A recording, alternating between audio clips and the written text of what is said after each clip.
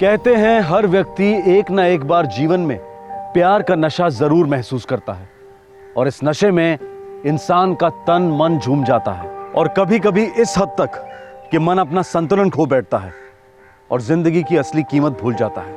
कई नौजवानों को इस नशे का जोश इस कदर बेहोश कर देता है कि वो प्यार में सिर्फ अंधे ही नहीं बहरे भी हो जाते हैं। उन्हें अब वो दस्तक सुनाई ही नहीं देती कि जिसे वो प्यार का घूंट समझ रहे हैं दरअसल वो जहर है। 17 अगस्त 2011 वडगांव शेरी, पुणे।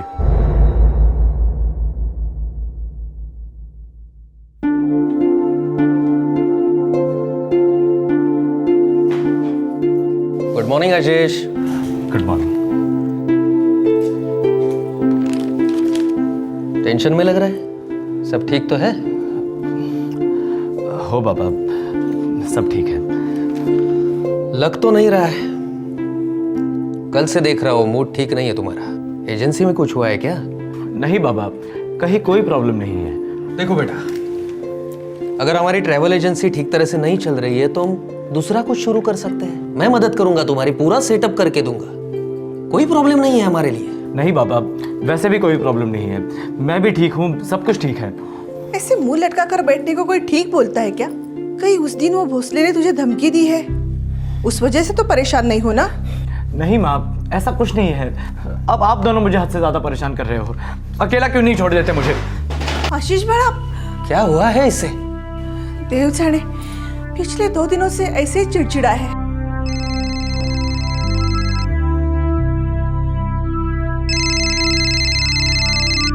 हेलो, अच्छी बात है। कब और कहाँ मिलना है ये बोलो। ठीक है, डन, मैं पहुंच जाऊंगा।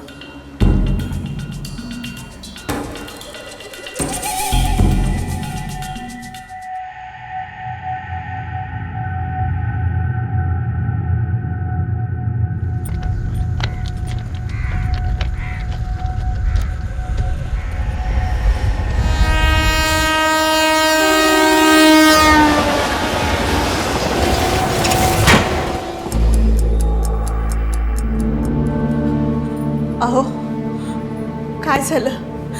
बताइए ना, क्या हुआ? तुम्ही डायल केलेला नंबर सध्या स्विच ऑफ आ रहा है। अगं भाई, मेरा चिप बहुत घबरा रहा है। आशीष आज सुबह से ऑफिस भी नहीं गया। अरे देवा, फिर कहाँ गया होगा मेरा बेटा? कहाँ है मेरा आशु? बताइए ना। सर, आशीष इकलौता बेटा है हमारा।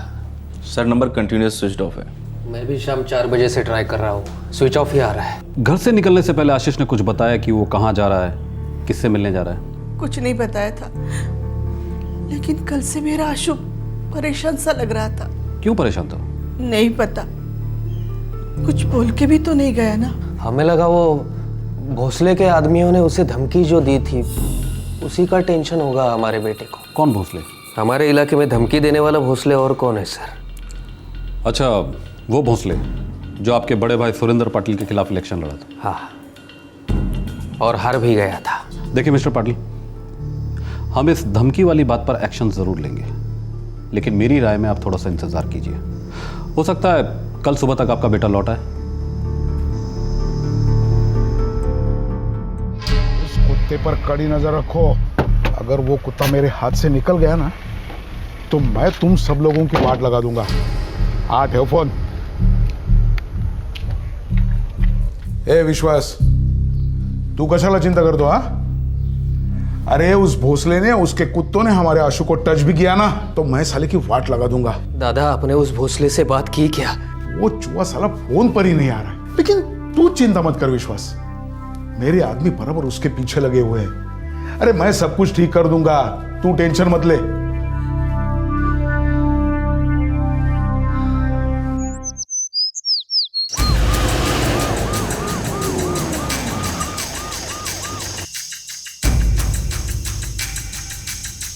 नहीं सर, कल पूरा दिन आशीष सर ऑफिस में नहीं आए और किसी को कॉल भी नहीं किया उन्होंने। फिर आप लोगों में से किसी ने उसे कॉल नहीं किया?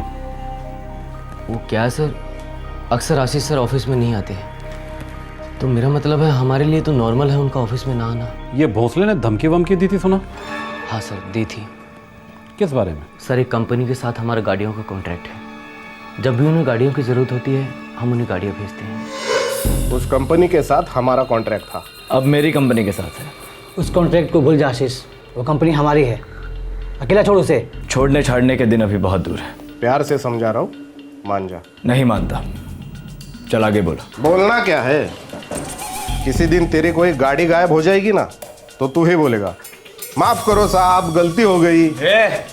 मेरी गाड़ियों को गायब करोगे तुम? ऐसी हालत कर दूंगा ना तुम्हारी। गाड़ी के साथ साथ तू भी गायब हो सकता है। दुश्मनी तो पुरानी है सर, लेकिन आशीष जी ने उन्हें कभी इतना सीरियसली नहीं लिया।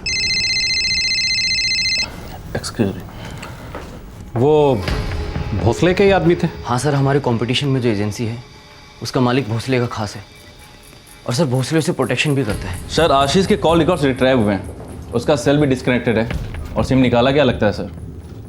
लास्ट कॉल कहाँ ट्रेस हुआ? मुंडवा सर।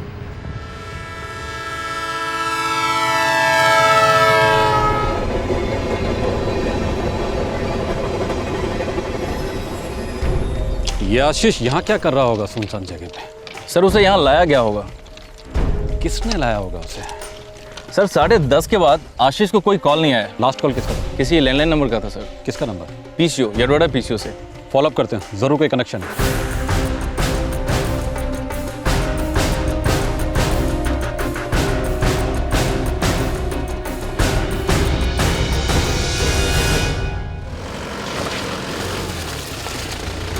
सॉरी साहब, हमारे पीछे पे बहुत से लोग आते हैं और चेहरा तो तब याद रहता है ना जब छुट्टे पैसों के लिए आदमी से झिकझिक होती है या फिर दिखने में कुछ कम ज़्यादा लगता हो।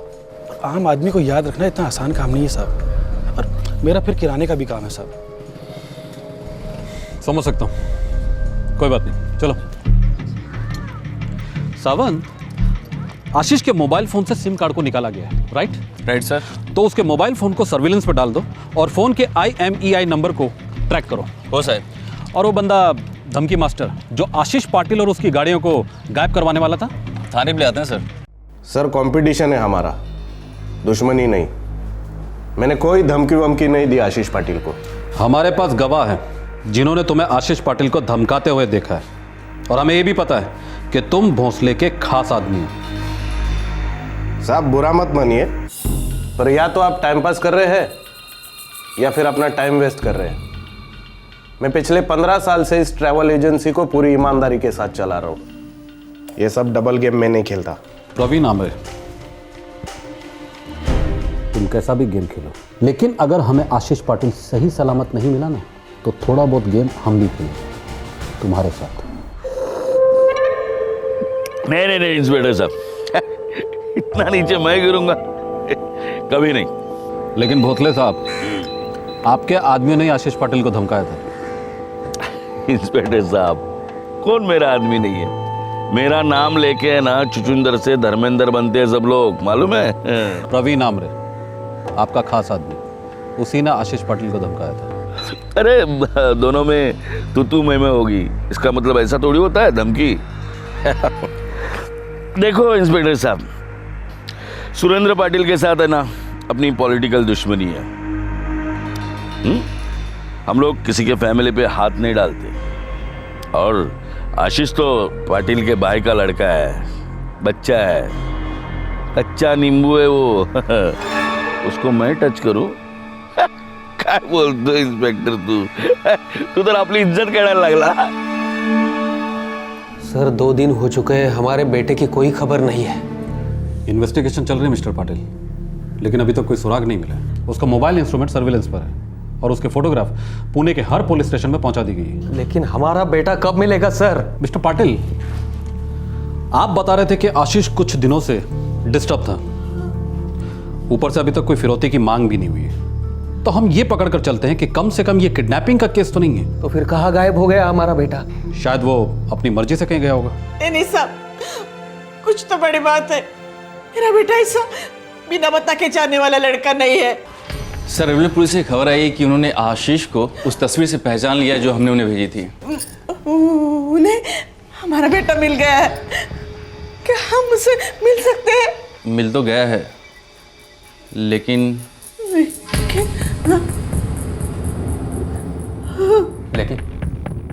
लेकिन क्या सर?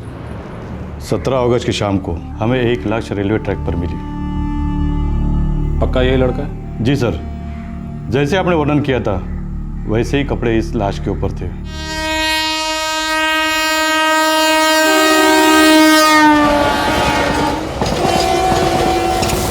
पोस्टमार्टम हो? जी सर, हम लाश को ज़्यादा टाइम तक रख नहीं सके क्योंकि लाश बहुत सड़ चुकी थी। उसके फोटोग्राफ्स हैं हमारे पास, ये देखिए।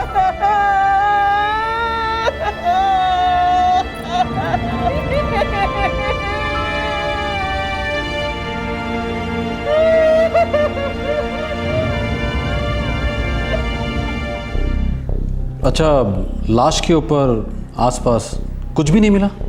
कुछ भी नहीं? नहीं, कुछ भी नहीं मिला, कोई आइडेंटिफिकेशन नहीं, इसलिए लाश को रखना अपनी मुनासिब नहीं समझा।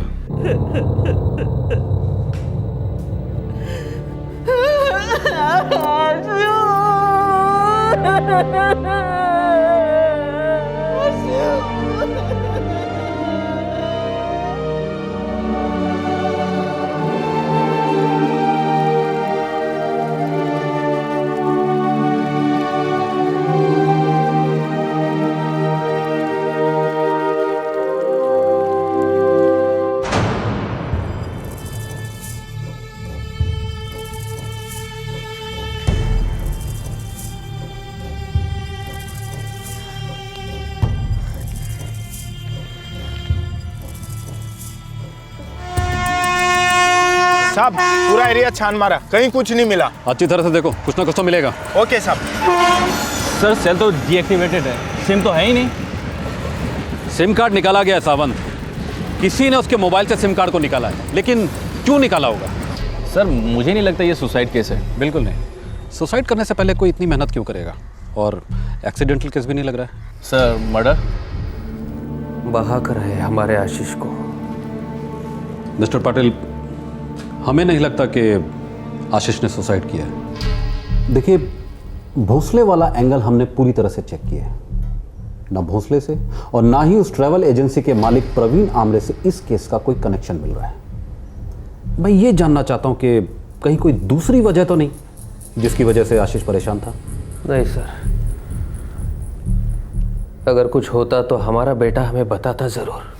शायद ऐसी कोई बात जो बच्चे अक्सर माँ बाप से कहने में झिझकते हैं। मेरा मतलब कोई लड़की वड़की का चक्कर हो।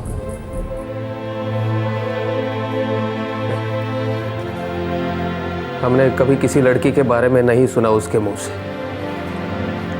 और मेरा बेटा लड़की के प्यार व्यार में जान देने वालों में से नहीं था सर।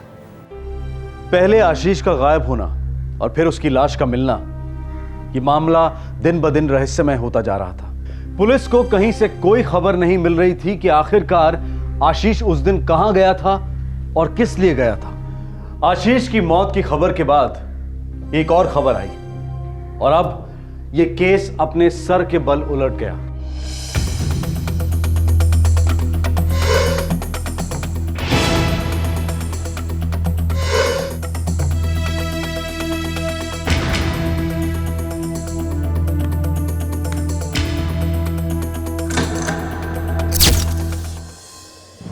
सर, आशीष का सेलफोन दोबारा एक्टिवेटेड हो गया है। हमने IMEI नंबर ट्रैकिंग की है। Very good.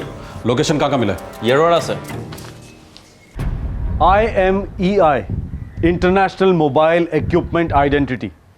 हर मोबाइल हैंडसेट का अपना एक खास आइडेंटिटी नंबर होता है। इस IMEI नंबर से पता लगाया जा सकता है कि वो कौन सी लोकेशन है जहां पर यह फोन दोबारा से सिम कार्ड डालकर एक्टिवेट किया गया है। पुलिस को आशीष के सेल फोन की लोकेशन तो पता चली, पर इस फोन में अब सिम कार्ड किसी और का था। अब सवाल यह था कि आशीष के फोन को कौन इस्तेमाल कर रहा था और क्या इस शख्स का आशीष की मौत से कोई ताल्लुक था।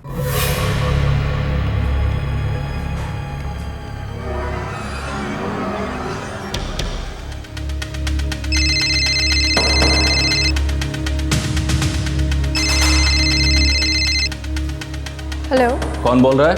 आपने मुझे फ़ोन किया ना मिस्टर। आप कौन बोल रहे हैं? वडगांव शहरी पुलिस चौकी से PSI सावंत बोल रहा हूँ। आप कौन? मेरा नाम सीमा चिखलीकर है सर, पर बात क्या है? आप पुलिस चौकी आ जाओ, आपसे बात करनी है। सर मैं PhD येरवाड़ा में इंजीनियरिंग की स्टूडेंट हूँ। आशीष पाटिल को कैसे जानती हो? आशीष पाटिल? कौन आशीष पाटिल सर? वही आशीष पाटिल जिसका शायद मर्डर हुआ है और जिसका मोबाइल इंस्ट्रूमेंट इस वक्त तुम्हारे हाथों में। सर क्या बात कर रहे हैं आप? ये मेरा सेल फोन है। अच्छा, कहाँ से खरीदा? कब खरीदा? बिल है? घर पर है तो घर चलते हैं, और अगर खो गया है तो पूरे घर को खोद डालते हैं, और अगर नहीं है तो उस दुकान को खोद डालते हैं जहाँ से तुमने मोबाइल फोन खरीदा है। सर एक मिनट, ये सेल फोन मैंने नहीं खरीदा, ये मुझे मेरे फ्रेंड ने गिफ्ट किया है। फ्रेंड का नाम? कृष्णा। एड्रेस?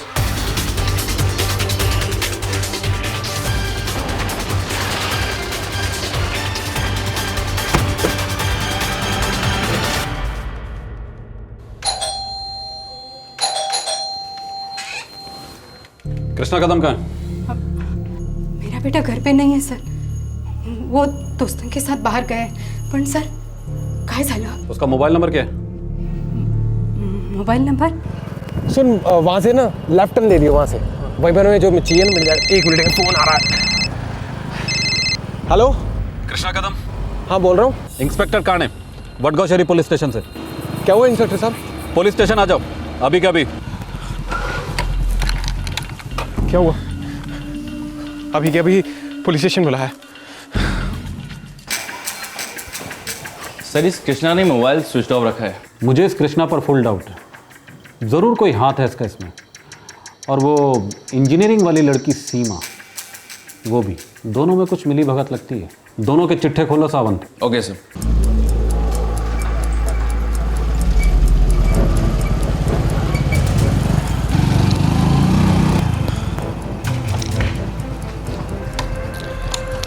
कृष्णा, तो एक काम कर, आज रात को मेरे घर रुक जा, कल दोनों मिलके सोचेंगे कि क्या करना है।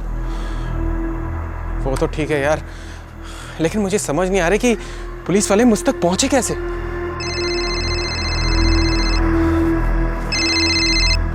हेलो, हाँ सीमा। हाँ 1 मिनट, सीमा तुझसे बात करना चाहती है। हेलो। कहाँ है कृष्णा तू? तेरा फोन क्यों बंद आ रहा है? अरे फोन स्विच ऑफ नहीं था, बैटरी खत्म हो गई थी। अच्छा सुनो, तुम किसी आशीष पाटिल को जानते हो क्या? आशीष पाटिल? नहीं तो, लेकिन तुम क्यों पूछ रही हो? बात क्या है? अरे आज मुझे पुलिस स्टेशन बुलाया था, कहते कि जो फोन तुमने मुझे गिफ्ट किया है वो किसी आशीष पाटिल का है। फिर तुमने क्या कहा? सच कहा कि वो फोन तुमने मुझे दिया है। और उन्होंने क्या कहा फिर? उन्होंने कहा कि उस आशीष पाटिल का शायद मर्डर हो गया है। क्या ऐसा कहा उन्होंने? कृष्णा आखिर हो क्या रहा है? मुझे बहुत डर लग रहा है। नहीं नहीं सीमा, देखो तुम घबराना मत और सब कुछ ठीक हो जाएगा, बस तुम थोड़ा शांत रहना, ठीक है? क्या हुआ यार? पुलिस सीमा तक पहुंच गई यार। मैंने कहा था ना तुझे कि वो फोन किसी को मत देना, लग गई ना कुछ। सर ये कृष्णा और सीमा दोनों एक ही कॉलेज में। ये दोनों दोस्त हैं? अच्छे दोस्त या कुछ और भी? सर आजकल के कॉलेज का लड़का लड़की का लाइफ है ना समझ के बाहर है। वो जिंदगी को टाइम पास समझते हैं और टाइम पास को जिंदगी। कल तक जो लवर था वो आज उनका बीड़ू है, और जो इतने सालों से बीड़ू है आज उनका बॉयफ्रेंड है। वो कंप्यूटर की स्पीड की जैसे ना उनका रिलेशन चेंज होते रहते साहब। इस कृष्णा का सेल फोन ऑफ है, घर पर भी नहीं। कहाँ मिलेगा साहब? उसका खास दोस्त लंगोटिया मनोज, दोनों फेविकॉल के माफी एकदम चिपका हुआ रहता है साहब। कहाँ रहता है मनोज? सावंत खबरी ने जो बताया था ये वही एरिया लगता है ना? सर ये वही एरिया लग रहा है। ये वही जगह है ना जहां से आशीष को आखिरी कॉल आया था, ये पीसीओ बूथ? Yes sir.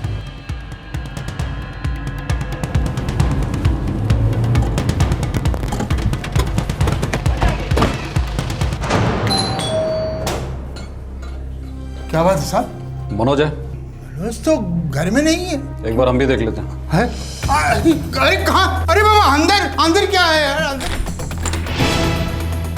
ओ उड़ा ले को। अरे अरे अरे अरे क्या कर रहे हो तुम लोग? अरे सर मुझे नहीं मालूम ये आशीष पाटिल कौन है। ये मोबाइल फोन तो हमें सर रास्ते में पड़ा मिला था। कहाँ पड़ा मिला था? सर मुंडवा के पास।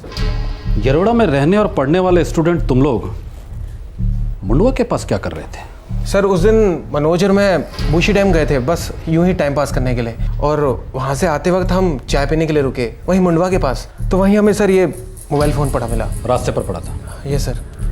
ये फ़ोन तुम्हें रास्ते में पड़ा मिला? Yes sir. और तुम लोगों का इंतज़ार कर रहा था, पूरी दुनिया से छुपा हुआ था, लेकिन सिर्फ तुम लोगों को मिला। Yes sir. ये सर के बच्चे, तुम लोगों को क्या लगता है हम सब लोग एड़े हैं? तुम लोग जो कहोगे हम उसे सच मान लेंगे? इस सेल फोन पर एक भी स्क्रैच नहीं है। ये ऐसा लग रहा है मानो आशीष के हाथ से सीधा तुम लोगों के हाथ में आया हो। नहीं सर, मैं किसी आशीष पटेल को नहीं जानता, और मैं सच बोल रहा हूँ सर। सच तो तू अब बोलेगा, तू भी और तू भी, दोनों मिलकर डुएट गाओगे। सर मेरा इसमें कोई कनेक्शन नहीं है, प्लीज़ आप मुझे मत इन्वॉल्व करिए। तुम जा सकती हो, लेकिन पुणे नहीं छोड़ सकती। Thank you sir. लेकर जाओ दोनों को। सर प्लीज सर, हम इनोसेंट हैं सर। हमने कुछ नहीं किया सर, हम इनोसेंट हैं सर, यकीन मानिए सर, हमने किया सर, फंसाया यार। सावंत। Yes sir. आशीष, कृष्णा और मनोज तीनों के फोन रिकॉर्ड मंगवा। कहीं ना कहीं तीनों में कोई ना कोई कनेक्शन जरूर है। नहीं, मैंने कभी नहीं सुना, न कृष्णा न मनोज, आशीष ने कभी जिक्र नहीं किया। सर मनोज और कृष्णा का नाम मैंने कभी नहीं सुना, और ना ही आशीष जी के साथ मैंने कभी इन दोनों को देखा है।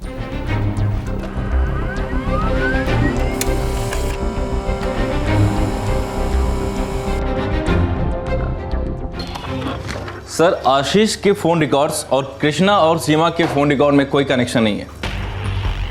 बिल्कुल भी नहीं। सर इन तीनों ने कभी एक दूसरे को कॉल नहीं किया।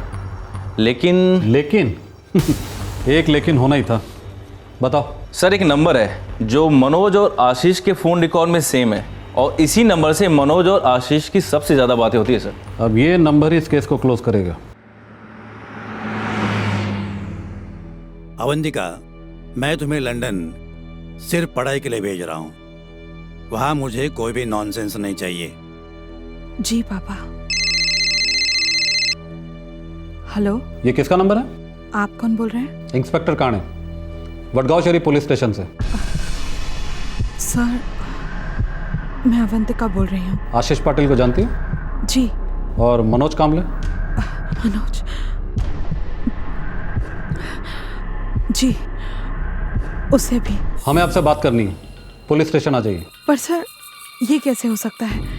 अगले 3 घंटे में मेरी लंदन के लिए फ्लाइट है। कैंसिल करवा दीजिए। Sir that's not possible. देखिए गाड़ी घुमाइए और सीधे पुलिस स्टेशन आ जाइए, वरना आपकी फ्लाइट को हम कैंसिल करवा देंगे। एयरपोर्ट पर रेड अलर्ट करवा देंगे। पर सर, आशीष पाटिल अब जिंदा नहीं रहा, जानती हो? ऑफ कोर्स जानती हूँ। कैसे जानती हो? मैं SIT वडगांव श्री में MBA स्टूडेंट थी। आशीष भी वहीं से कोर्स कर रहा था, हम वहीं मिले थे। मिलने के बाद क्या हुआ? प्यार, मोहब्बत, लव, आई मीन बॉयफ्रेंड था तुम्हारा? जी हाँ। तुमने कभी जानने की कोशिश नहीं की उसकी मौत कैसे हुई, क्यों हुई? वो न्यूज़ पढ़ने के बाद मैं भी काफ़ी डिस्टर्ब हो गई थी। मेरा और आशीष का रिलेशन प्राइवेट था, हमने किसी को कुछ नहीं बताया। मुझे थोड़ा समय और चाहिए था। मनोज कामले को कैसे जानती हो?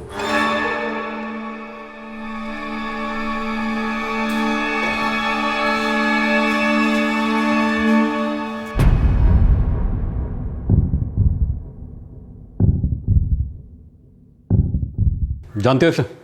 जी जानती हूँ। तो अब बताओ मिस अवंतिका, तुम्हारा बॉयफ्रेंड आशीष उस दिन मुंडवा रेलवे ट्रैक पर क्या कर रहा था, क्यों गया था, किसने बुलाया था, क्या हुआ था उसके साथ? सच सच बताओ। सर मैं सच कह रही हूँ, मुझे कुछ भी नहीं पता है। मैंने तो सिर्फ आशीष से कहा था कि वो एक बार मनोज से मिले, बात कर ले उससे। किस बारे में बात करने को कहा था?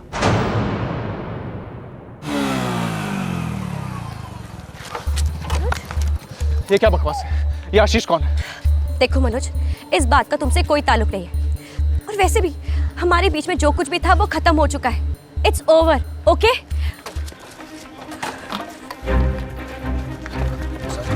काहे का ओवर? कैसा ओवर? हाँ, हम दोनों का 2 साल का अफेयर था, वो भी सीरियस। इस बात को तुम अच्छे से जानती हो। देखो ये 6 घंटों का कोई ओवर नहीं है जो इस तरह से खत्म हो जाएगा। Explain me right now. जो कि मैं नहीं दे सकती। देखो मनोज, मैं तुमसे कोई बहस नहीं करना चाहती, बस ये समझ लेना हम एक दूसरे के लिए ठीक नहीं थे। अरे मगर क्यों ठीक नहीं है? प्रॉब्लम क्या है? ट्यूनिंग नहीं थी। और ये बात जानने के लिए तुम्हें 2 साल लग गए? इसका मतलब तो ये हुआ कि अब तक तुम मेरी लाइफ के साथ सिर्फ खेल रही थी। ओ मनोज, वो गॉड से कि लाइफ के बारे में ना मुझसे बात मत करो। और वैसे भी मैंने तुम्हें कोई लाइफ लॉन्ग कमिटमेंट नहीं किया था। मनोज, तुम तो जानते हो लोगों को प्यार होता है, फिर वो उसे बाहर भी निकल आते हैं। So please, no hard feelings and all the best for your new life. हमारा ब्रेकअप हुआ था, फिर भी मनोज मुझे रोज परेशान करता। मेरी कुछ समझ में ही नहीं आ रहा था, मैं थक गई थी। अवंतिका, तुम उससे कहती क्यों नहीं कि तुम्हें उससे बात नहीं करनी है? ओ कम ऑन आशीष, मैं इतने दिनों से उसे और क्या कह रही हूँ, लेकिन वो मेरी बात सुनने के लिए तैयार ही नहीं है। मुझे तो लगता है जब तक उसे कोई शौक नहीं लगेगा ना, वो नहीं रुकने वाला। शौक? कैसा शौक? थोड़ा फोर्स, थोड़ा धक्का देकर। आशीष, तुम मुझसे क्यों नहीं बात करते?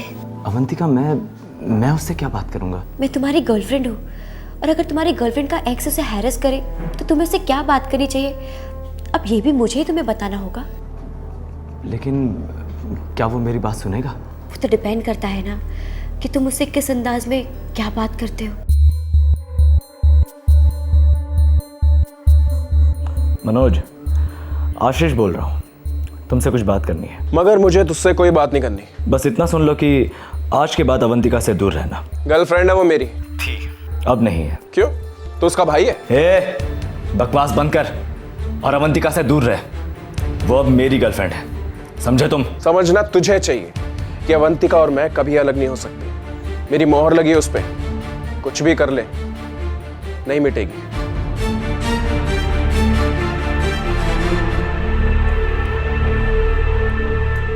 आशीष मुझे 3-4 दिन से लगातार फोन कर रहा था, लेकिन मैंने उसका फोन लिया नहीं। लेकिन इसने मुझे हैरेस करना बंद नहीं किया, रोज फोन करता था। मैंने आशीष से भी कहा कि कुछ करो, बंद करो मनोज के इस नॉनसेंस को। इसी बात को लेकर टेंशन थी उसे, इसी बात से डिस्टर्ब था वो। लेकिन तुम तो उससे बात तक करना पसंद नहीं करते थे, फिर उससे मिलने को राजी कैसे हो गए?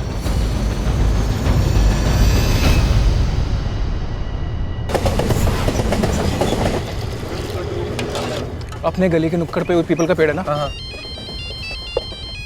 अरे यार, पका दिया इस आशीष ने मुझे फोन करके। क्या करूं इसका मैं? अबे यार, सीधा फुल एंड फाइनल कर इसका, जिंदगी भर नहीं भूलेगा ये। मतलब देख, मतलब साफ है, साले को यहाँ बुला और सीधा सीधा बोल दे कि अवंतिका तेरी गर्लफ्रेंड है, और आज के बाद तुम दोनों के बीच में ना आए, और उसके बाद भी अगर आता है तो आए तो पता नहीं यार।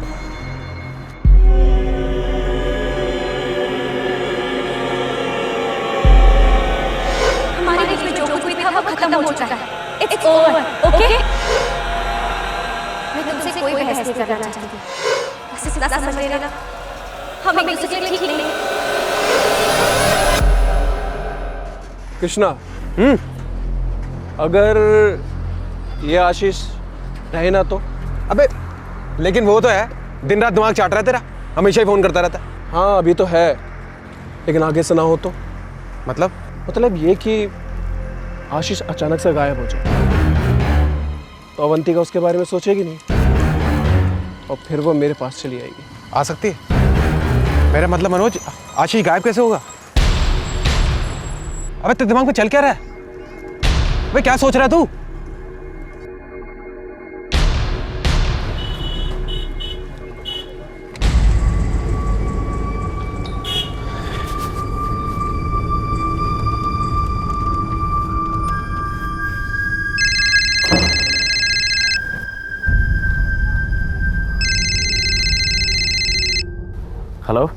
हेलो आशीष, हाँ मैं मनोज बोल रहा हूँ। देखो मैं बात करने के लिए तैयार हूँ। अच्छी बात है, कब और कहाँ मिलना है ये बोलो। मुडवा क्रॉसिंग के पास एक छोटी सी चाय की टपरी है, हाईवे के पास। मैं ठीक 2 बजे मैं वडगांव श्री नाके से पिकअप करूँगा। मैं पहुँच जाऊँगा।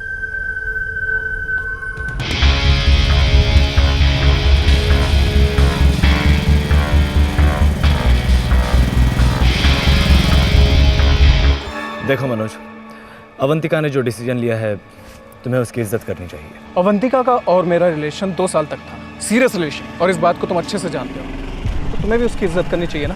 हाँ करनी चाहिए, लेकिन अब तुम्हारा रिश्ता खत्म हो चुका है। अवंतिका का और मेरा रिश्ता अब बहुत मजबूत है, 2 साल से भी बहुत ज़्यादा आगे जाएगा। हाँ बॉस, लेकिन तुमसे पहले मैं उसकी ज़िंदगी में था। समझा करो यार, तुम अभी हो ही नहीं। अवंतिका की ज़िंदगी में तुम मायने ही नहीं रखते, तुम उसे दिखते ही नहीं हो यार। हाँ, क्योंकि तुमने उसकी आंखों पे पट्टी जो बांध के रखी आशीष पाटिल, क्योंकि तुम हमारे बीच में आ गए। गलत, मैं तुम दोनों के बीच में नहीं आया था। पहले अवंतिका ने तुम्हें अपनी ज़िंदगी से बाहर कर दिया था और इसके बाद हमारी दोस्ती हुई थी, और इस बात से तुम इनकार नहीं कर सकते मनोज। सही कहा तुमने, वैसे भी एक ही तो ज़िंदगी मिली है, इसे एक लड़की के लिए क्यों बर्बाद करना। और तुमने बिल्कुल सही कहा, अवंतिका को मैं दिखाई नहीं देता, तुम दिखाई देते। ठीक है, मैं अपनी हार मान लेता हूँ। नहीं यार, हार और जीत की बात नहीं है, बस लाइफ और टाइम का खेल है, दोनों किसी के लिए नहीं रुकते। सही कहा तुमने। सुनो, मैं तुमसे एक रिक्वेस्ट करना चाहता हूँ, प्लीज़ मना मत करना। अब एक आखिरी बार मैं अवंतिका से बात करना चाहता हूँ, मैं उसके दिल की बात उसकी ज़बान से सुनना चाहता हूँ, प्लीज़। चल ठीक है, जब भी तू बोले। अभी बात करें? अभी यहाँ इस जगह पर? हाँ, हम साइड में जाके बात कर लेते हैं, तुम अपने फ़ोन का स्पीकर ऑन कर लेना और हम बात कर लेंगे। प्लीज़ यार, आज आर्या पार का फैसला हो जाने दो।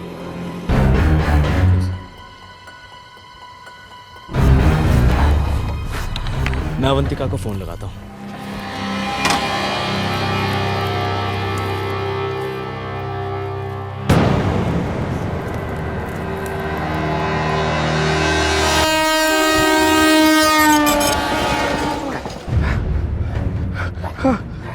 सामान निकाल, पर्स निकाल इसका।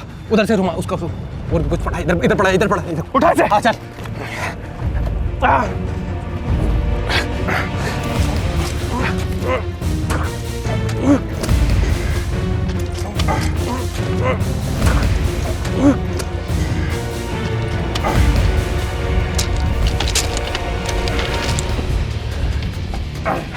तूने सब कुछ निकाल लिया ना? हाँ, सब कुछ निकाल लिया, वॉलेट, घड़ी, मोबाइल, सब कुछ। अब ये कोई सुसाइड या एक्सीडेंट का केस लगेगा। भाग भाग भाग भाग।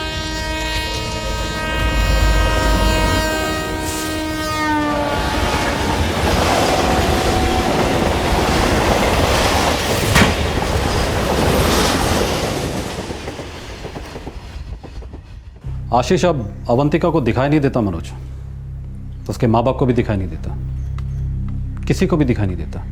लेकिन एक बात बताऊं, आज के बाद जिंदगी भर तुम भी दिखाई नहीं दोगे, जेल की सलाखों के पीछे सड़ोगे। ले जाओ इन दोनों को।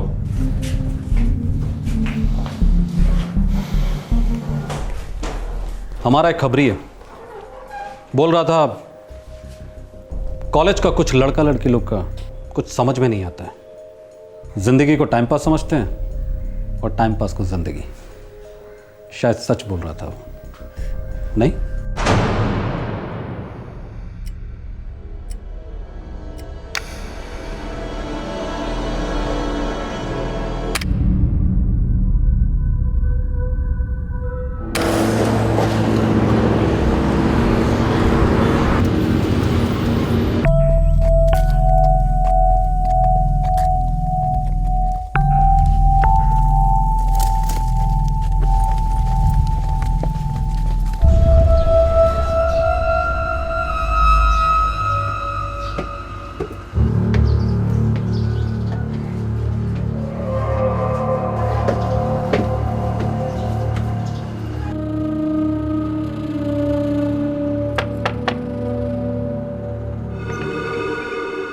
बोलिए। बाबा जी है क्या घर पे? हाँ हाँ, आइए, अंदर आइए।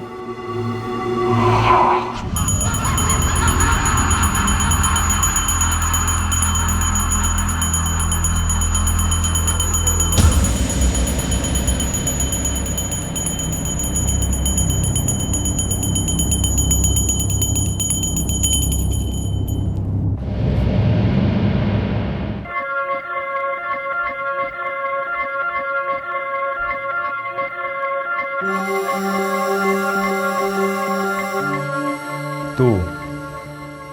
पूरी तरह ठीक हो जाएगा, वो समय बहुत जल्द आएगा।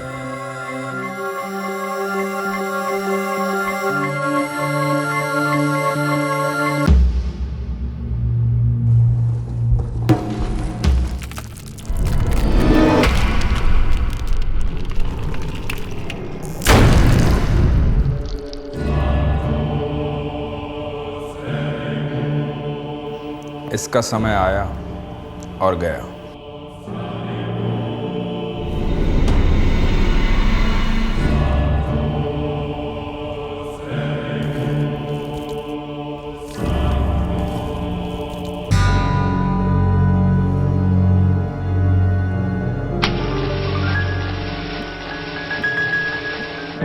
एक मासूम की बेवक्त हत्या की गई और इस जुर्म का नामो निशान जलाकर खाक कर दिया गया।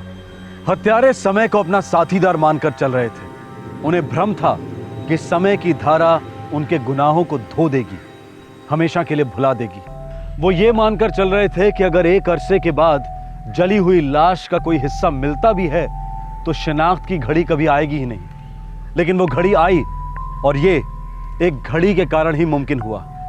जी हां, पीड़ित की कलाई पर रिस्ट वॉच इस केस का एकमात्र सुराग था जो कानून को दस्तक दे रहा था कि शिकारी कौन था और शिकार कौन।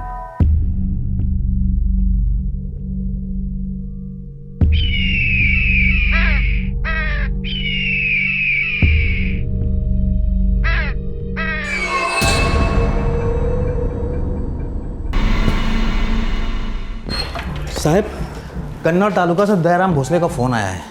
वो किसी खेत में लाश के बारे में बात कर रहा है और कह रहा है कि लाश बुरी तरह से जली हुई है।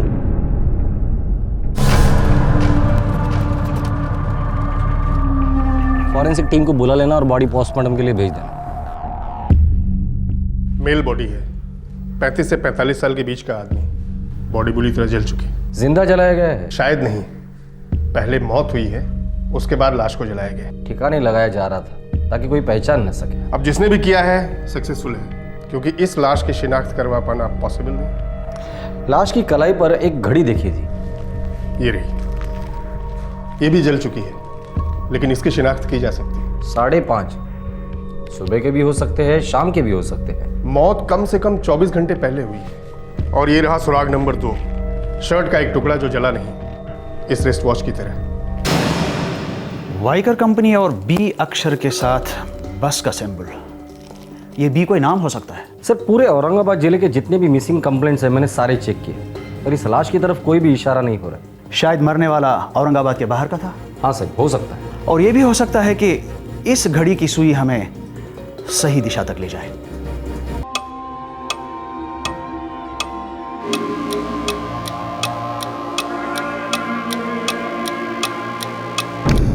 सर, वाइकर कंपनी, ये तो सर पुणे की कंपनी है और मेरे डीलर्स वहाँ से घड़ियाँ लेते रहते हैं, लेकिन सर ज़्यादा नहीं, थोड़ी बहुत। इस घड़ी के पीछे बी लिखा है और बस का निशान बना है। क्या इनके सभी घड़ियों के पीछे ये निशान रहता है? 1 मिनट सर।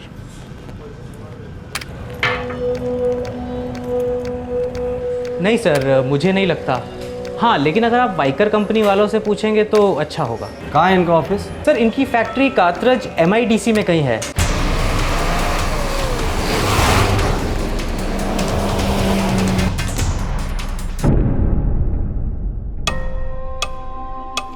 ये माल हमारा है और हमारी फैक्ट्री में बना है। दरअसल ये घड़ी हमें एक लाश की कलाई पर मिली थी औरंगाबाद में।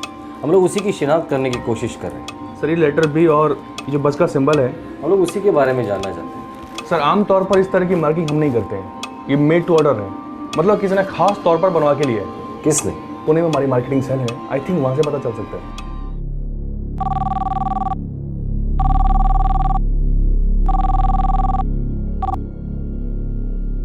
बोलो माने। सर, एक खास ऑर्डर के बारे में पता करना है सर। सर, उस खास ऑर्डर की घड़ी में लेटर बी और बस का सिंबल बना हुआ था। सर, बता पाएंगे किसका था? क्यों जानना चाहते हो? सर, एक्चुअली पुलिस जानना चाहती है, औरंगाबाद पुलिस। अच्छा अच्छा, देखो मुझे ठीक से मालूम नहीं है कि ऑर्डर किसने दिया था, लेकिन अपनी सेल्स टीम को ज़रूर पता होगा। तुम 1 मिनट होल्ड करो, मैं अभी पता लगाता हूँ। Okay sir. Marketing supervisor check कर रहे हैं। आई थिंक ये बल्क ऑर्डर हो सकता है। मतलब ऐसी 1-2 घड़ी आप लोग नहीं बनाते? सर, आज तक तो नहीं, लेकिन हाँ, डीलर या फिर दुकानदार अपनी तरफ से कोई अल्टरेशन कर दे घड़ी के पीछे तो बात अलग है। हाँ माने, ये बेस्ट बस सर्विस के लिए बनाया गया बल्क ऑर्डर था। 2009 का दिवाली ऑर्डर। 40,000 वॉचेस बनाए गए थे, स्पेशल बी और बस सिंबल वाले। मैंने कहा था ना सर, ये बल्क ऑर्डर होगा। सर बेस्ट बस सर्विस का ऑर्डर था। लेटर बी और बस का सिंबल वाली खास गाड़ियाँ दिवाली के लिए बनवाई गई थी। कब की दिवाली? सर 2009 की दिवाली, और 40,000 गाड़ियों का ऑर्डर था। पूरी संभावना थी कि कत्ल किया गया आदमी बीईएसटी का कर्मचारी था। बीईएसटी मुंबई की पब्लिक ट्रांसपोर्ट कंपनी है जो लगभग 4,680 बसें चलाती है। बीईएसटी का लगभग 38,000 कर्मचारियों का वर्कफोर्स है। घास के ढेर में सुई ढूंढने वाली बात थी, और सुराग 2 सुइयों वाली एक घड़ी।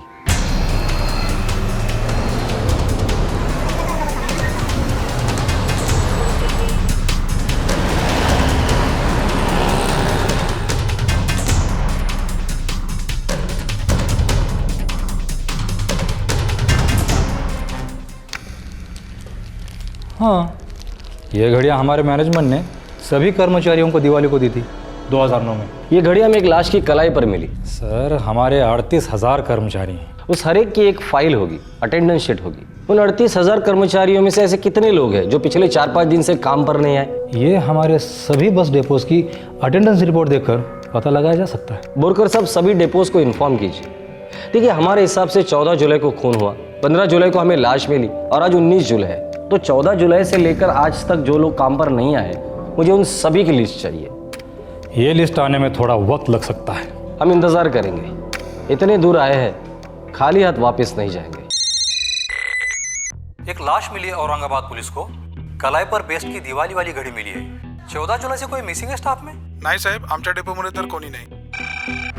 हमारे डिपो में तो ऐसा कोई नहीं है सर, सब रिपोर्टिंग पे है सर। और जो छुट्टी पे हैं उनको भी चेक किया गया, सब है सर। 14 जुलाई? हाँ, 14 जुलाई से एक ड्राइवर काम पे नहीं आया। अच्छा, ड्राइवर छुट्टी पर था, फिर ड्यूटी पर आया ही नहीं, मिसिंग है? जी हाँ बोरकर साहब। उस ड्राइवर का नाम था सुदर्शन कांबले। 13 को तो उसका वीकली ऑफ था, 14 को उसने एक सीएल लिया था, और 15 को उसको काम पे आना था, पर वो आया नहीं। शायद बीमार होगा, छुट्टी पर ही होगा। अरे नहीं बोरकर साहब, 17 जुलाई को तो उसकी बीवी परेल पुलिस चौकी में उसके मिसिंग का कंप्लेन दर्ज करवाने गई थी। सुदर्शन कांबळे, उम्र 35 साल, परेल बस डिपो। धन्यवाद बोरकर साहब। दीपा कांबळे? हो साहेब। सुदर्शन कांबळे की बीवी हो? हो साहेब। हम लोग औरंगाबाद पुलिस से, शायद आपके पति के बारे में हमारे पास जानकारी है। नहीं, ये क्या कह रहे हैं आप? देखिए, हम 100% नहीं कह सकते, पर हो सकता है कि वो लाश सुदर्शन की हो। लाश के पास ये 2 चीजें मिली, पहचान सकती है आप?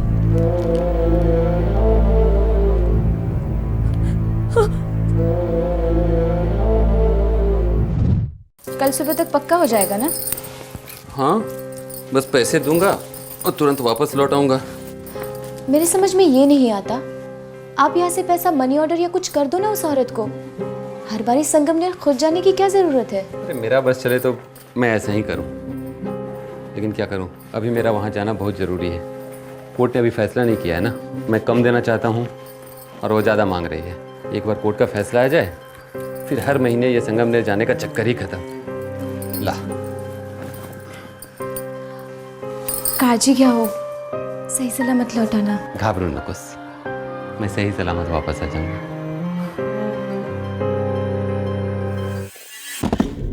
तो तुम्हारा पति सुदर्शन संगमनेर गया था,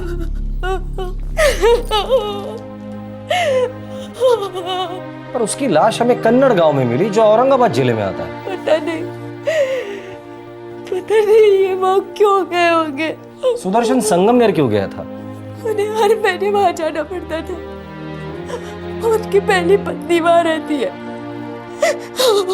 उसके हर महीने का खर्चा इन्हीं को ही देना पड़ता था। डायन है वो, खा गई उनको।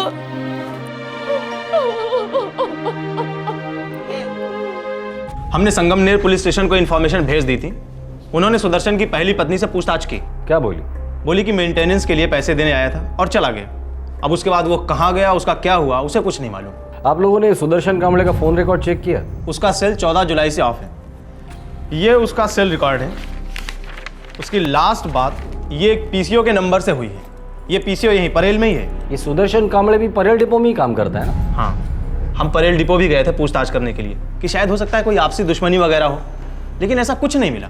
समझ में नहीं आ रहा ये औरंगाबाद करने क्या गया था? पहले तो हमको लगा कि हो सकता है कि औरंगाबाद में कोई अफेयर वगैरह हो। उसके फ़ोन का लास्ट लोकेशन भी कन्नड़ गांव है। हम वहाँ भी गए थे, मगर वहाँ भी कुछ नहीं मिला। उसकी बीवी दीपा, उसने उसे फ़ोन नहीं किया? नहीं, दीपा के पास कोई भी सेल नहीं है। उसने हमें बताया कि उसने एसटीडी बूथ से कई बार बात करने की कोशिश की, लेकिन हर बार सुदर्शन का फ़ोन स्विच ऑफ था। मतलब सुदर्शन आखिरी बार अपने पहली बीवी से मिला था? हाँ, कादम्बरी नाम है उसका। कादम्बरी, उससे बात करनी होगी। दोबारा उसके मुंह से सब कुछ सुनना होगा।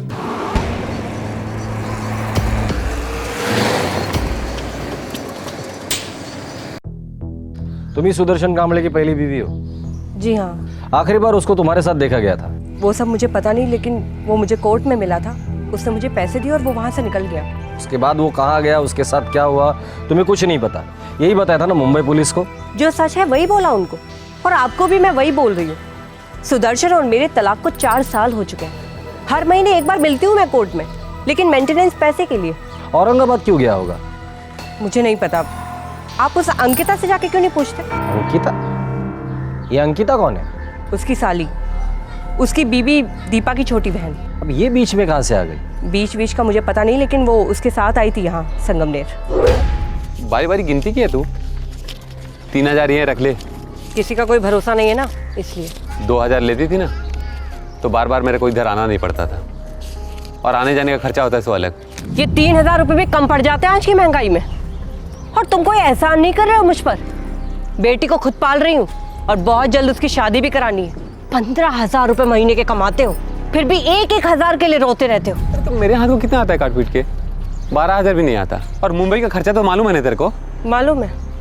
शराबियों के झूठ भी अच्छी तरह से जानती हूँ। बात करता है। कादम्बरी, बहुत बोल रही है तू। झगड़ा करने से कोई मतलब नहीं, चलो चलते हैं। वो दोनों एक साथ आए थे और एक साथ निकले कोर्ट से। दोनों एक साथ क्यों आए थे पता नहीं, और वहां से कहाँ गए वो भी नहीं पता। ये सुदर्शन और उसकी साली अंकिता, इन दोनों के बीच में कुछ लफड़ा था? कुत्ते की दुम कभी सीधी नहीं होती साहब। जब मैं और वो पति पत्नी थे तो उसका चक्कर उस दीपा के साथ चल रहा था, उसकी अभी की बीवी अंकिता की बहन। दीपा को पता होगा इस लफड़े के बारे में? पूछ के देख लीजिए। वैसे औरतों को पता चल ही जाता है, सूंघ जो लेती हैं हम। हाँ, मेरी बहन अंकिता गई थी उनके साथ। क्यों? उनका अकेले वहाँ जाना मुझे पसंद नहीं था। तो तुम क्यों नहीं गए उनके साथ? मैं यहाँ तैयारियाँ कर रही थी। किस बात की? मेरी बहन अंकिता की शादी थी। 16 जुलाई को उसकी शादी होने वाली थी। तुम यहाँ तैयारियां कर रही थी अंकिता की शादी की, और खुद अंकिता तुम्हारे पति के साथ संगमनेर गई थी। अजीब बात है। अजीब क्यों? शादी का क्या हुआ? शादी तो हुई, 16 को होनी थी, 16 को हुई। क्या? एक तरफ तुम्हारा पति गायब है और दूसरी तरफ तुम्हारी बहन की शादी हो रही, जैसे कि कुछ हुआ ही नहीं हो। शादी के टाइम पे हमें क्या मालूम था साहब कि वो गायब है। हमें लगा संगमनेर में रह गए हैं 2-4 दिनों के लिए। दीपा, मुझे तुम्हारी बहन अंकिता से बात करनी है अभी।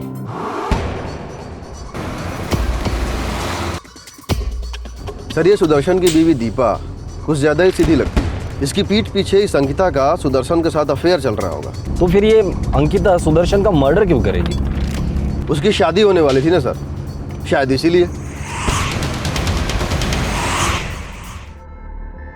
14 जुलाई को तुम लौटी और 16 जुलाई को तुम्हारी शादी होगी। वो सर, अंकिता, तुम गई थी सुदर्शन के साथ पर लौटी अकेली, ऐसा क्यों? जीजा जी को संगमनेर में कोई काम आ गया था, तो उन्होंने कहा तुम घर चलो, मैं बाद में आता हूँ। जीजा जी, आप पक्का 15 तक लौट आएंगे ना? पता है ना 16 को क्या है? ज़्यादा ड्रामा मत कर, मेरे को सब पता है, और सब काम प्लानिंग के हिसाब से ही होएगा। मैं तेरे को विदा करने वाला था ना, मैं ही करेगा। सुदर्शन ने बताया नहीं कि संगमनेर वो किस काम से रुकने वाला है? नहीं बताया सर। बताया नहीं कि संगमनेर से कहीं और जाने का प्लान है? नहीं सर, कुछ नहीं बताया। मैं सच बोल रही हूँ। मैंने कब कहा कि तुम झूठ बोल रही हो? नहीं, वो बस मैं सच बोल रही हूँ। नंबर बताओ। कैसा नंबर? तुम्हारा मोबाइल नंबर अंकिता। सर ये लड़की सच बोल रही है, 14 जुलाई को संगमनेर से लौटी। ये देखो 14 जुलाई के 3 दिन पहले 11 जुलाई को अंकिता का सेल लोकेशन क्या है? कन्नड़गांव औरंगाबाद। सर इस कन्नड़ में तो सुदर्शन की लाश मिली थी। यस, ये अंकिता वहां क्या करने गई थी? इसी लड़की का हाथ है बोहिर। सर इस अंकिता ने कन्नड़ औरंगाबाद के इस नंबर से बात भी की है, 9998978987। पता लगाओ किसका नंबर है, उठा कर लेकर आओ।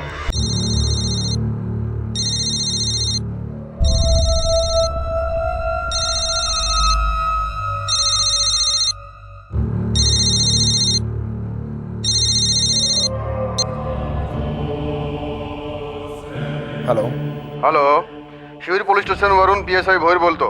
हाँ नंबर कोणाचा है? जी मैं जगदीश महाराज बोल रहा हूँ। अंकिता सातपुड़े, जानते हो इस औरत को? जी नहीं, कभी नाम भी नहीं सुना। कभी बात की है इससे? कभी नहीं। पक्का बात नहीं की? हाँ हाँ पक्का। ठीक है।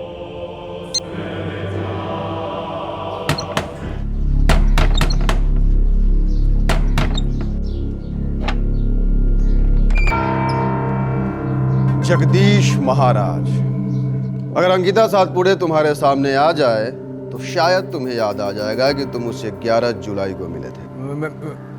मैं वो क्यों मिले थे ये तो अंकिता ही बताएगी।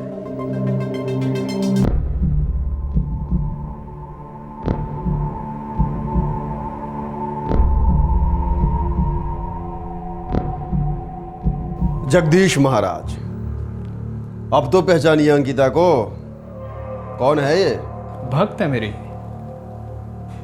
बहुत भक्त मिलने आते हैं, फोन भी करते हैं। हर किसी का नाम थोड़े ही याद रखूंगा। मुंबई बेस का कर्मचारी सुदर्शन कांबळे, क्या वो भी तुम्हारा भक्त था? नाम कुछ सुना सुना सा है।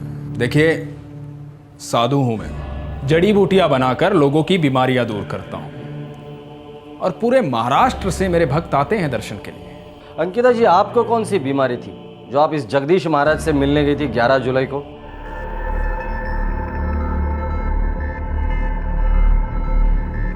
सुदर्शन के फोन का आखिरी लोकेशन कन्नड़गांव औरंगाबाद था। उसकी जली हुई लाश वहां एक खेत में मिली थी हमें, और तुम दोनों आखिरी बार कन्नड़गांव में मिले थे कत्ल के 3 दिन पहले। फटाफट सच सच बता दो, वरना जड़ी बूटी से भी बुरी तरह कूटूंगा तुम्हें। ये आप क्या कह रहे हैं इंस्पेक्टर? मेरी कुछ समझ में नहीं आ रहा है। ये लड़की मेरे पास दवाइयाँ लेने आई थी बस। अंकिता जी, आपका ये जड़ी बूटी वाला महाराज तो हमें झूठ की पुड़िया थमा रहा है। सच का चिट्ठा खोलोगी तो सबके लिए अच्छा होगा।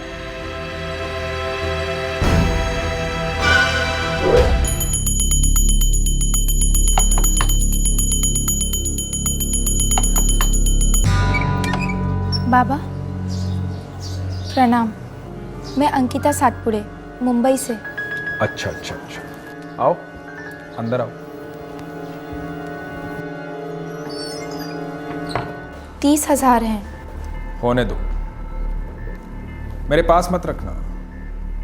पैसे को छूता नहीं हूं मैं। पैसा माया है, बुद्धि भ्रष्ट कर देता है। इसको दे सकती हो।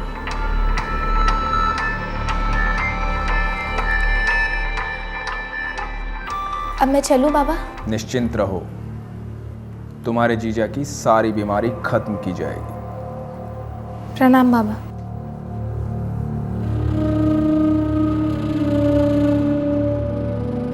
तुमने इस ढोंगी बाबा को सुपारी दी थी 30,000 रुपए की अपने जीजा जी को मरवाने के लिए। क्यों किया ऐसा? अपने होने वाले पति से अपना अफेयर छुपाना चाहती थी, जो तुम्हारे जीजा जी सुदर्शन कांबळे के साथ चल रहा था। ये झूठ है, मेरा जीजा जी के साथ कोई अफेयर वफेयर नहीं था। फिर ऐसा क्या था कि तुमने उसे जान से मरवा दिया? मुझे नहीं पता था उनका खून हो जाएगा। मैं तो सिर्फ पैसे डिलीवर करने गई थी। किसने भेजा था तुम्हें पैसे देकर?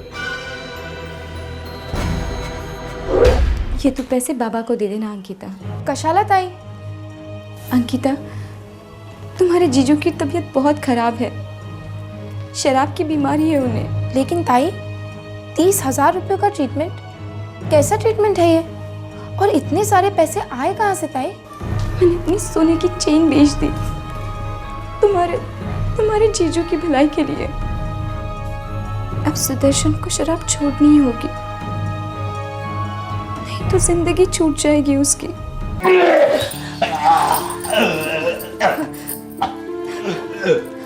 देखिए, आज हम डॉक्टर के पास चलते हैं। ये लीजिए। कहीं नहीं जाना है मेरे को। आप इतना रोज क्यों पीते हैं? साले, वो तो कादम्बरी की तरह बड़बड़ मत कर। ठीक है, मैं कुछ नहीं कहती। अब जो भी कुछ कहेंगे वो डॉक्टर कहेंगे। चल साले, कोई कुछ नहीं कहेगा, कोई कुछ नहीं कहेगा। और तू खड़ा खड़ा क्या कर रही है? जा, जा उधर कुछ खाने को लेके आ, मेरे को बहुत भूख लगी है।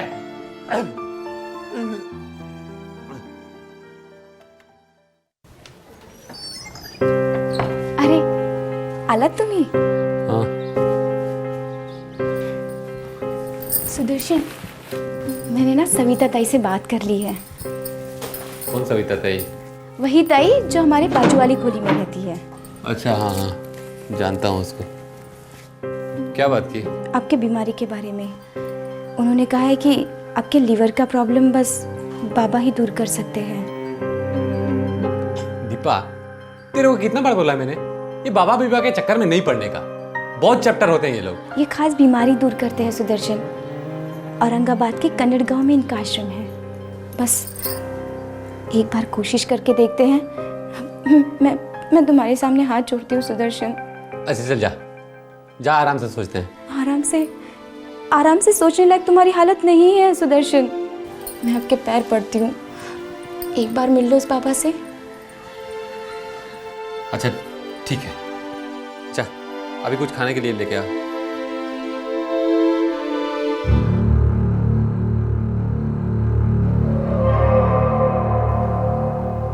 एक महीने तक लेते रहना, फिर आके मिलना।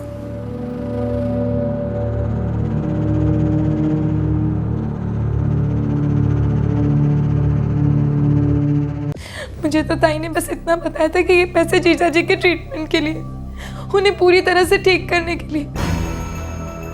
ए ढोंगी बाबा, हाँ, तू लोगों को जो बोगस दवाइयाँ पिला था ना, पूरी लिस्ट है मेरे पास। चल अब सच सच बता दे, सुदर्शन कांबले का खून क्यों किया था? उसकी बीवी ने तेरे पास उसके इलाज के लिए पैसे भेजे थे और तूने उसको दुनिया से ही दूर भेज दिया।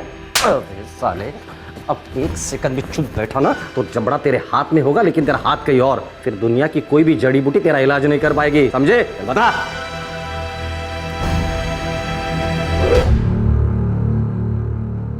वो नहीं आया? बाबा, उन्हें छुट्टी नहीं मिली। छुट्टी लेना नहीं चाहता तेरा पति? उसे मेरी दवाइयों पे विश्वास नहीं रहा ना? मैं काय करूं बाबा? तो दारू सोडतच नहीं, बस पीते रहता है। मेरी सुनता ही नहीं है वो बाबा। मन छोटा मत कर।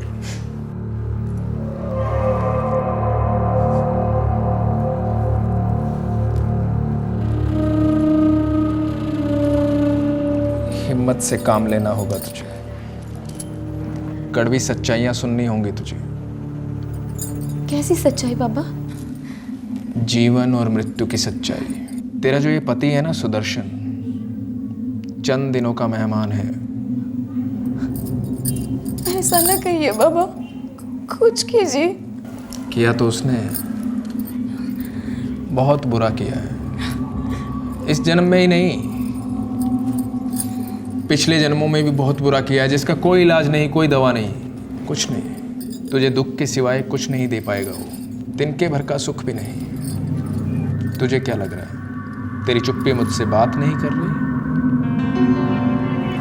तेरे दुख का इलाज है मेरे पास।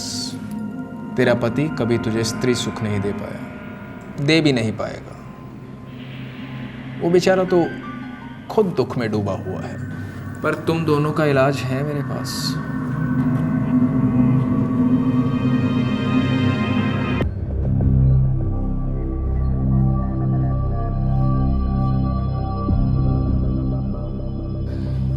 पाखंडी घटिया 2% के इंसान को तुमने चुना अपने पति का इलाज करने के लिए। क्या इलाज किया है? पैसे लेकर तुम्हारे पति को जान से मार डाला इसने। इतनी बेवकूफ कैसे हो सकती हो तुम? ये बन रही है, बेवकूफ बना रही है आपको। दरअसल इसको सब कुछ मालूम था। इसने पैसे दवाई के लिए नहीं, खून करने के लिए भेजे थे।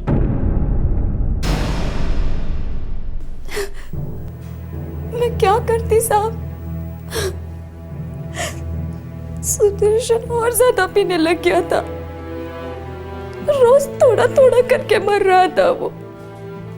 बाबा ने बोला कि एक ही बार में उसको छुटकारा दे देंगे, फिर हम दोनों शादी करेंगे, अपनी नई जिंदगी की शुरुआत करेंगे। मतलब तुम्हें पहले से ही पता था कि तुम्हारा पति मर चुका है? बाबा, क्या आपने सुदर्शन को मार डाला? उसे जान से मार डाला, और ऐसा मारा है कि दुनिया में उसकी लाश कोई भी पहचान नहीं पाएगा। अब हम एक हो सकते हैं। अब हमें छुप छुप कर मिलने की जरूरत नहीं है। थोड़े दिन चुप बैठो, फिर अपने इलाके के पुलिस स्टेशन में जाके अपने पति के लापता होने की रिपोर्ट लिखवा देना। पुलिस कभी लाश ढूंढ नहीं पाएगी, गारंटी है मेरी। और लाश मिल भी गई तो 2 से 2 नहीं मिला पाएगी। जी बाबा। अब तुम मुझे बाबा मत कहो, मैं तुम्हारे लिए सिर्फ जगदीश हूं।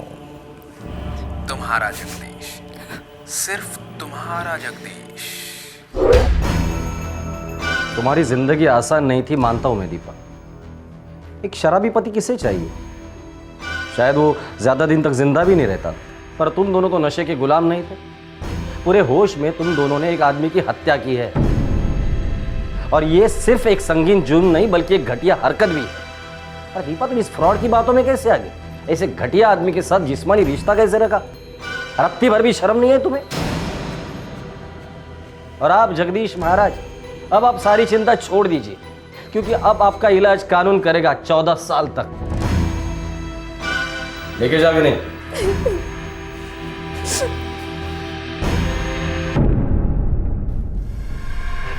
आर्टिकल्स लिस्ट में से फाइल कर देना भाई। ये घड़ी इस केस की स्टार है। शादी के झूठे वादे करके इस ढोंगी बाबा ने दीपा का सेक्सुअल एक्सप्लॉयटेशन किया था। बेबस और लाचार दीपा इस बाबा के झूठे वादों के तालाब में पूरी तरह से डूब गई थी। पुलिस ने और इन्वेस्टिगेशन की तो पता चला कि जुर्म करना और औरतों को फंसाना इस विकृत इंसान की आदत थी, पेशा था। हमारे देश भर में, समाज के हर तबके में ऐसे हताश और बेबस लोग हर दिन इन पाखंडियों के पैतरों का शिकार होते रहते हैं। इस केस में एक जिंदगी मिटाने के बाद सबूत भी लगभग पूरी तरह से मिट चुके थे। शायद ये केस कभी सॉल्व ही नहीं होता, पर कहते हैं ना कि समय से आगे रहने के लिए आपके तरीके बिल्कुल जायज होने चाहिए, वरना समय साए की तरह पीछा करता है और जुर्म को साए से बाहर निकालकर रोशनी में ले आता है, जैसा कि इस केस में एक रिस्ट वॉच ने किया। फिर होगी आपसे मुलाकात, तब तक अपना ख्याल रखें, सुरक्षित रहें। जय हिंद। इस तरह के और भी एपिसोड देखने के लिए हमारे चैनल को सब्सक्राइब करें और बेल आइकन दबाना ना भूलें।